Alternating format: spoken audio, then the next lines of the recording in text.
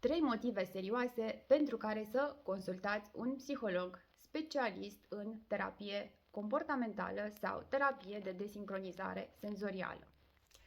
Aceste 3 motive sunt strâns legate de 3 întrebări esențiale pe care vă invit să vi le puneți dacă aveți dubii în a merge la un consult psihologic împreună cu cel mic. Prima întrebare este următoarea. Problema îl afectează pe copil? Dacă răspunsul este da și dacă copilul se chinuie să facă tot ceea ce ceilalți copii fac în mod natural, fără efort, și anume să meargă în 4 labe, să se cațere, să sară, să alerge, să vorbească, să asculte, să îmbrățișeze alte persoane, să se joace, sau are un respect de sine foarte scăzut, atunci da, este cazul să mergeți și să consultați un specialist pentru a putea să aveți un psihodiagnostic corect și un plan individualizat de reechilibrare. Următoarea întrebare pe care vă invit să vă puneți este următoarea. Problema copilului afectează pe alții? Și în situația în care răspunsul este da, problema reprezintă cauza unui comportament care nu îl deranjează neapărat pe copil, dar îi deranjează pe toți cei din jur. Și cum anume? Copilul îi poate deranja pe alți copii împingându-i, poate deranja ora la care participă, fuțindu-se în bancă, îi poate speria pe părinți sau pe bunici sau pe persoanele abilitate de a avea grijă de el, devenind de nestăpânit, având un comportament haotic, fără să înțeleagă apoi de ce toată lumea se supără pe el. Dacă acasă, unde copilul se află în mod teoretic în siguranță, el este un înger, dar pe stradă, unde totul este imprevizibil și înfricoșător, copilul are un comportament de nestăpânit, atunci răspunsul este da, trebuie să mergeți la un psiholog specialist.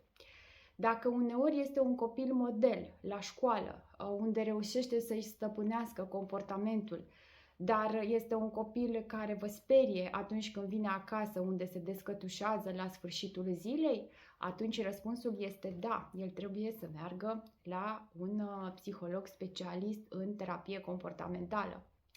Când comportamentul copilului se schimbă în mod dramatic în situații diferite și considerați că este o reală problemă pentru cei din jur, atunci da, este cazul să mergeți la psiholog pentru o evaluare psihologică. Și a treia întrebare este referitoare la ipoteza de a asculta un profesor, un pediatru, un prieten care vă sfătuiește să căutați ajutor în acest sens.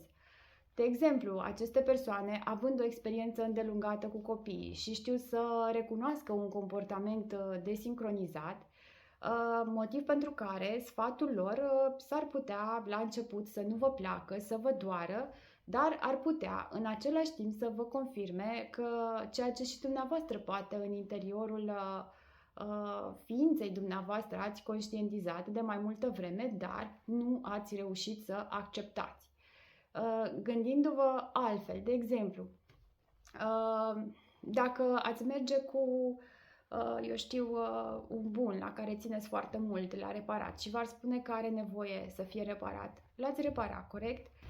Și atunci, de ce să nu reparăm și comportamentul copilului nostru, care este foarte posibil să aibă diferențe de procesare senzorială sau tulburări de procesare senzorială și mergând la un psiholog specializat în tulburări de procesare senzorială, să intre într-un program personalizat de reechilibrare, astfel încât reacțiile atât la propriile emoții, senzații, cât și la mediul înconjurător să fie mult mai bune și mult mai ușor de realizat pentru copil. Mă numesc Veronica Herghelegiu, sunt psiholog logoped specializat în tulburări de procesare senzorială la copii și adulți, cât și tulburări de spectru autist.